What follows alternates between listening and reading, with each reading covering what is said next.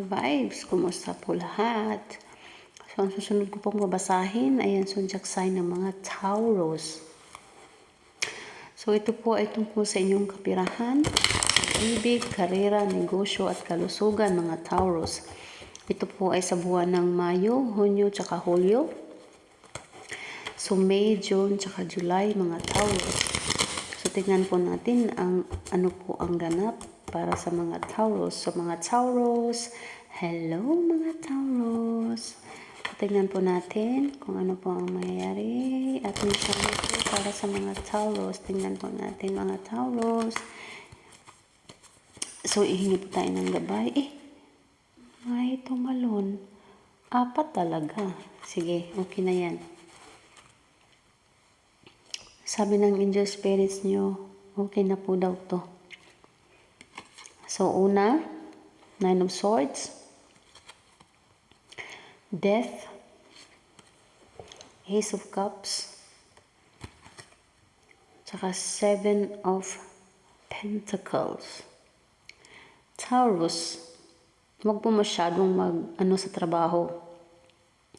Sa mga nagtatrabaho or nagtatrabaho nakikita ko dito, huwag po masyadong pahinga po ang inyong sarili. Pahinga po mga Taurus.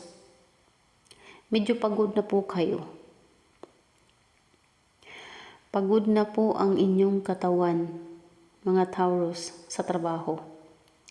Pero yung isipan nyo, gusto nyo pa. Sa nakikita ko dito, gusto nyo pa magsikap para sa inyong pangarap, para sa inyong pamilya. Pero hindi nyo po alam, yung katawan nyo po ay pagod na. Magpa-check up po kayo, sa mga babae po, magpa-check up po kayo sa inyong matris.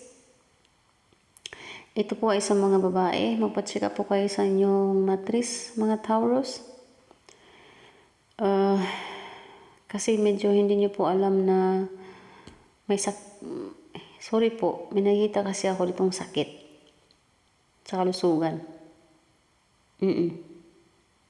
Taurus, gusto nyo pang magtrabaho, gusto nyo pang magsikap, pero yung katawan nyo, hindi nyo po alam na napapagod na.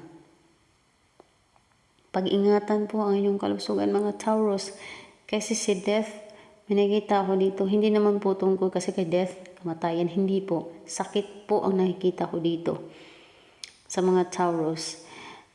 May tao pong tumutulong sa inyo or tutulong po sa inyo financially mga Taurus. May tao dito or family or pamilya natutulong po or tao natutulong po financially po sa inyo. Or ikaw yung tutulong financially. 9 at 7 na numero na to, may magaganap. Itong 9 at 7, ito po ay petsa. So, sa taon ng 2025, basta 9 at 7, may mangyayari po dito. Itong petsa na to, ay tungkol, hindi ko po alam kung ano ito, sa kapirahan nyo ba, sa kalusugan, o sa inyong negosyo, karera, or pag-ibig, or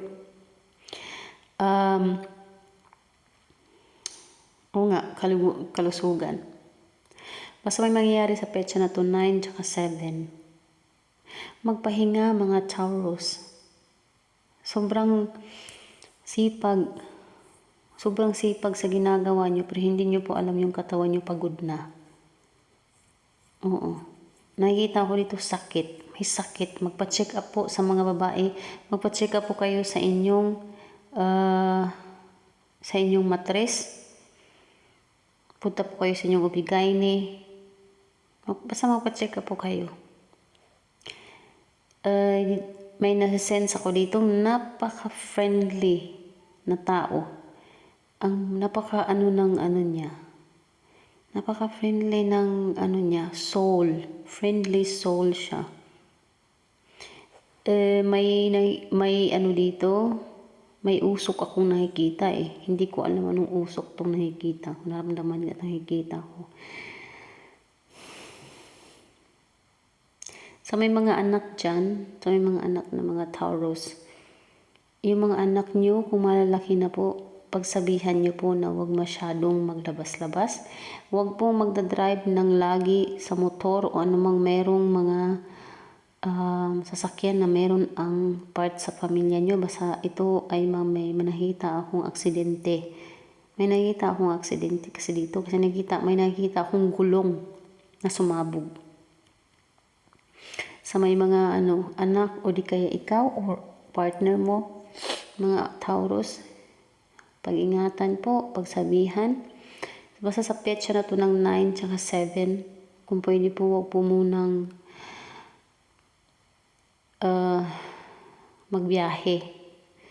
Depende po yan sa petsa na yan, negative or positive po ang mangyayari sa mga panahon na yan.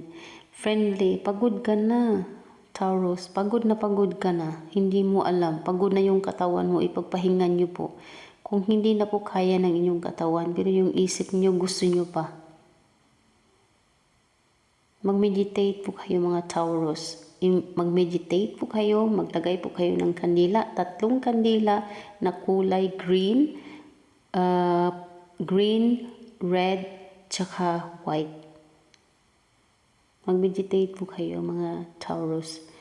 Yan po ang ilalagay nyo kandila, blue, red, tsaka white. Mag-meditate po kayo. Punta po kayo sa part ng inyong bahay na walang disturbo. Mag-meditate. Doon nyo malalaman. Meditation ang gagawin nyo. May nakikita din ako dito na nanay. Mapagmahal na nanay. Si nanay po ang nakikita ko dito. Nanay, nakikita ko po dito may sakit. May nakikita ko ditong hindi nyo po alam may sakit kayo sa suso. Magpa-check po kayo. May nakikita ko ditong sakit sa suso. May nasisense din ako. Yan po, kalusugan.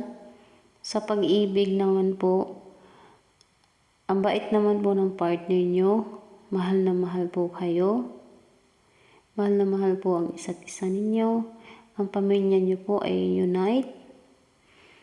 Maswerte po kayo sa partner nyo. Jowa, may asawa, live-in partner. Swerte po kayo. Sa negosyo nyo, naman, mag-start po kayo ng negosyo sa buwan ng July. Hindi lahat ha. Kung nagsa-start na po kayo, kung may mga iba dito nagsa-start na ng negosyo noon pa, magbo-boom yan sa buwan ng July. Yung magsa-start po ng negosyo, mag-start po kayo ng buwan ng July. Walang problema sa petsa. Basta July. Yung mag-start pa lang. Yung nag-start na, mas magbo-boom pa po yan. Mas lalago pa po yan sa buwan ng July. May nasisense din ako dito. May sakit po kayo sumasakit din po dito sa ulo nyo. Sumasakit din po dito. Magpa-check up po kayo sa dentist. May nasisense ako dito masakit sa ngipin. Yes, mga Taurus. So, tingnan natin ang inyong love oracles. Yun nga, inyong karera, okay naman. Sa negosyo, yun nga sinasabi ko, basta sa July, sa Hulyo, kalusugan nyo, hindi nyo alam, pagod na yung inyong katawan. Pero yung puso't isipan nyo, gusto nyo pa. Please po, mag-meditate po kayo. Kapirahan nyo, napakahigpit ng mga Taurus sa kanilang kapirahan. Maingat kayo sa inyong kapirahan. Kapirahan nyo naman ay normal lang. Yung iba dyan, normal. May kapirahan din sa mga Taurus dyan, yung kapirahan nyo ay stable. Yung iba naman dyan, yung mga Taurus na nakikita ko dito tungkol sa inyong kapirahan, huwag po kayong may nakikita ko ditong bingo na yung ganyang klaseng sugal, bingo, may mahjong, nakikita ko dito. Mga cards, nakikita ko dito, mga play cards. Online, ng mga sugal. May kontrata po kayong pipirmahan, mga Taurus. Yes po. May nakita ko itong kontrata na nakikitang pagpipirma na kontrata. Mga Taurus, yan. Ano siya. Kontrata na nakikita ko dito, magpipirma po kayo. Depende po yan kung anong kontrata po yan. Negosyo, visa papuntang ibang bansa. Ibig sabihin, kontrata pipirmahan nyo, approval yan. So, ibig sabihin, positive po ang resulta. Kasi, pirma siya kontrata. So, depende po yan, visa, or renewal for visa, or partnership para sa inyong negosyo. So, nagpipirma, o di kaya isang perma sa inyong posisyon. So, may kontrata ako nakikita dito. Pirma, pagpipirmahan. Nagbabalak kayo, may nakita ako ditong party.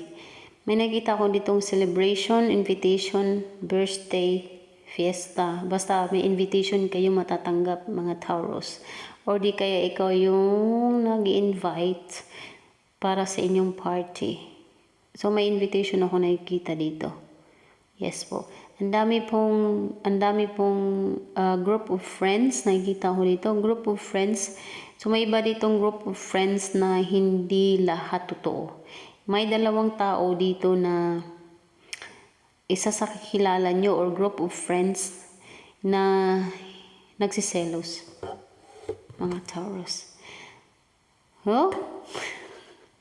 Sinasabi ko. Ka-open ko nga lang. Kasasabi ko nga lang. Nagsiselos. Diyos ko. Pag-open ko kaagad sa inyong love oracles, nakikita ko agad yung snake Diyos mio. Competition, enemy, clever, malicious, look over your shoulder, the other woman. Diyos ko. Diyos ko, nakakatawa naman to. Kasasabi ko lang na sa group of friends, may nagsiselos, dalawang tao, hindi mo alam.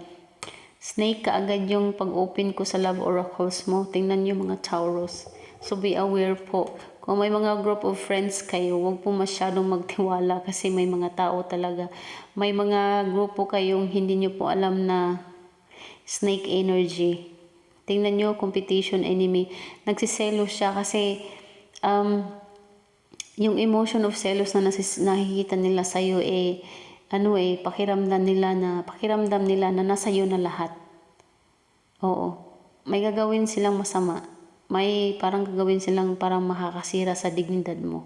Mag-aware po kayo. Hindi lang po to sa lahat ng mga Taurus or sa mga cross watchers dyan. May nakita ako ditong Leo, Aries, saka Gemini. Virgo, nakikita ko dito. Yes po, na energy. So, snake, ang unang saka self-indulgence, focus on self-worth, time to heal, shadow work, self-appreciation. Diba? Sinasabi ko kanina, shadow work. Huwag masyadong sa inyong sarili. Gusto niyo pang mag-work, gusto niyo pang magtrabaho, pero hindi niyo alam, pagod na yung katawan niyo. Huwag po masyadong mga Taurus. Please po. Kasi ang ganda po Ang ganda ng inyong future, mga Taurus. Ang ganda. Ang ganda talaga. Pero pag-ingatan po, ano pong mangyayari kung panay na lang po kayo sa inyong para sa inyong pangarap. Wala namang problema para sa inyong pangarap, para sa inyong pamilya. Pero panay lang po kayo trabaho. O panay po kayo nag-iisip tungkol sa inyong negosyo, hindi kayo makatulog, nag-iisip, ganito, kakalculate, kahit sa panahon na natutulog kayo, paray, pa rin yung utak nyo, umiikot. Please po, wag nyo pong yung katawan nyo, ipagpahinga nyo po, magpahinga po kayo. Magbakasyon, mag-chill out, punta ng lugar, magdasal, kahit basta lang mag-relax yung katawan nyo. Huwag nyo pong masyadong yung sarili nyo. Kasi isa lang po ang ating buhay. Nakikita ko talaga dito, successful talaga si Taurus. Sa totoo lang. Ang daming nagsiselos talaga. Diyos ko, Ginoo. So, tingnan natin po ang inyong angel numbers, oracle cards. Ano pong mensahe galing sa inyong angel spirits? May nakatapilok. Sige. Ayan, oh. Ang inyong angel number ay 222. Mga Taurus, 222, abundant blessing. Abundance is flowing toward you. Keep your thoughts positive and watch your dreams manifest. Ang ganda. Positive po ang inyong mensahe po galing sa inyong angel spirits, angel guides po, at saka kay universe. Ito po ang inyong angel numbers 222, mga Taurus. Abundant blessings. So, wag po kayong masyadong babag. Wag po kayong masyadong babad sa inyong negosyo, anuman sa inyong trabaho. Magpahinga. Kasi, kung ano pong ginagawa nyo, ang nasa taas po ay nakikita po kayo. Soft-hearted po kayo. Ang bait nyo. So, kung ano man po ang ginagawa nyo sa kapwa-tao, negative man or positive, kung maganda po ang ginagawa nyo sa kapwa-tao, babalik din po yan sa inyo ng triple or 100 times. Pero kung gagawa po kayo ng masama sa kapwa nyo tao, mas doble pa yan ang babalik sa'yo. So, nagdidepende po yan sa ginagawa nyo sa kapwa-tao, sa inyong sarili. So, mga Taurus, maganda po ang mensahe sa inyo, sa inyong angel spirit, saka angel guides, saka sa universe. Ayan po, 222, magandang mensahe po yan. Magandang numero po yan, 3, 2, abundant blessings. Okay po mga Taurus. So, meron po ako dito, yes or no coins. So, itong yes or no coins, ayan o, no, tsaka yes. Nagingungo ata ako bigla. Nagingungo ako biglang, no. Sinsya na po. So, no, tsaka yes. So, ito pong no, tsaka yes, mag-wish po kayo. Kahit anong wish nyo po, kahit anong hihilingin nyo sa Panginoon, tsaka sa universe. So, ito po ay 3 seconds lang. So, maghanda na po kayo ano po inyong hihilingin. So, handa na po kayo, mga Taurus. So, mag-count na po ako ng 3 seconds. So, ready na po kayo. In 3, minimix ko po siya sa aking mga dalawang kamay. Kung nanirinig niyo po, nagkling-kling po siya sa ilalim. So, tingnan po natin kung ano po ang sagot sa inyong hiling. Yes or no. So, ready na po kayo mga Taurus. In 3, 2, 1. Ay! Wow! Mga Taurus, congratulations! Yes po mga Taurus. Ayan o. Kung ano po ang inyong wish, will become true. So, huwag mo naman po masyadong madaliin. Darating po yan. Everything happens for a reason. Tsaka, may timing po yan. Bawat hiling. So, huwag po kayo mag-alala. Yes daw po, sabi ni God. So, hanggang dito na lang po muna tayo mga Taurus. Maraming salamat sa panonood. Hanggang sa muli. Paalam.